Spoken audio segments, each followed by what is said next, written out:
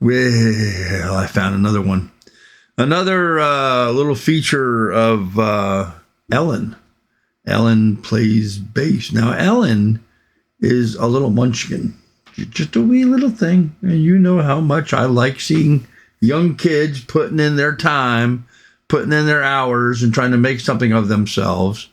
Well, this little munchkin, who's, I think, 11 years old, maybe 11, 12.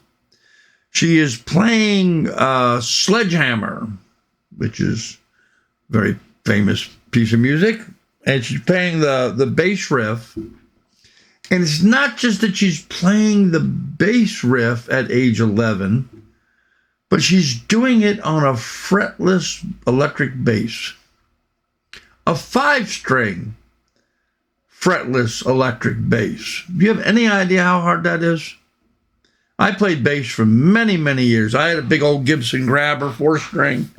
Man, I could thump along with the best of them. But this kid, this little munchkin, is playing a 5-string fretless. Now, what fretless means is the arm of the guitar where you hold pressure with your fingers to change the length of the string, which gives it a different tone, right? Typically, you can be pretty sloppy with your fingering because the fret, you can be a little bit, you can be right next to it, a little bit away from it, a lot away from it. They give you varying degrees of distance between frets depending on where the notations arrive in the lengths changes of the strings, right? When you play a fretless, you got to be spot on. You can't be a little this way or a little that way. You got to be, boom, that's where the note is.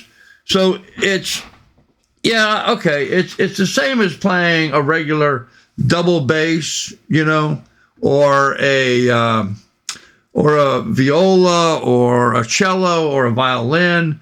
These are all stringed instruments that are fretless that people learn to play. But typically in rock and roll and guitars, especially electric guitars, they put frets on the arms to allow you some wiggle room, if you will.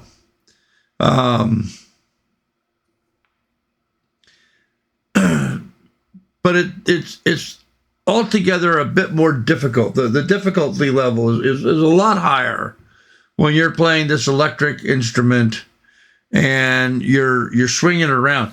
The thing about a violin or a cello is that the cello is sitting on the ground, okay? So the height from the ground is where your finger needs to be. Your muscle memory comes from the way you're sitting and how high you are off the ground. The same thing of a double bass, same thing of a violin. It's tucked into under your chin to your neck.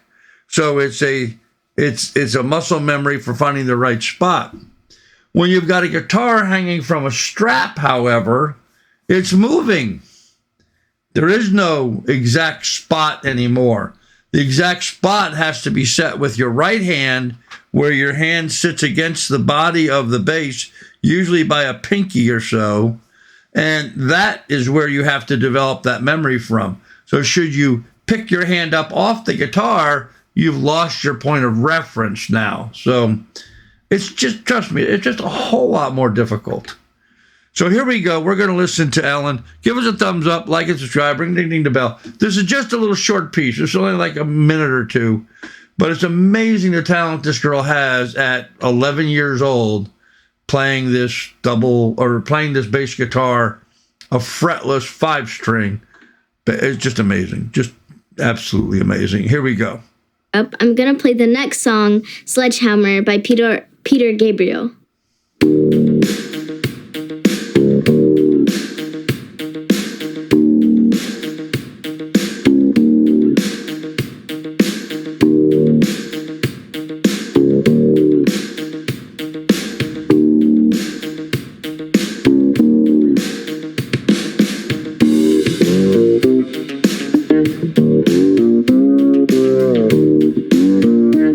Cool.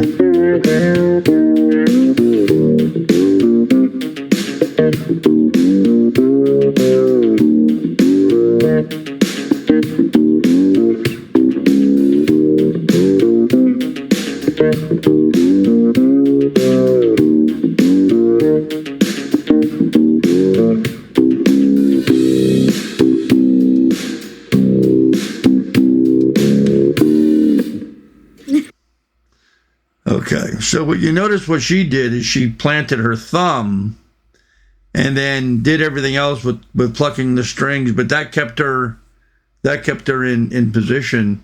It's just believe me, it's very difficult.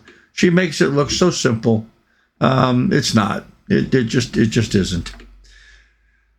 Oh gosh, she's so good. All right, give us a thumbs up, like and subscribe. Get in the comments section down below. There'll be a link to Ellen's channel. Jump over there, give her some love, like and subscribe her channel. Tell her Grandpa sent you. And yeah, I'm gonna go find something else to listen to. But this kid is just amazing.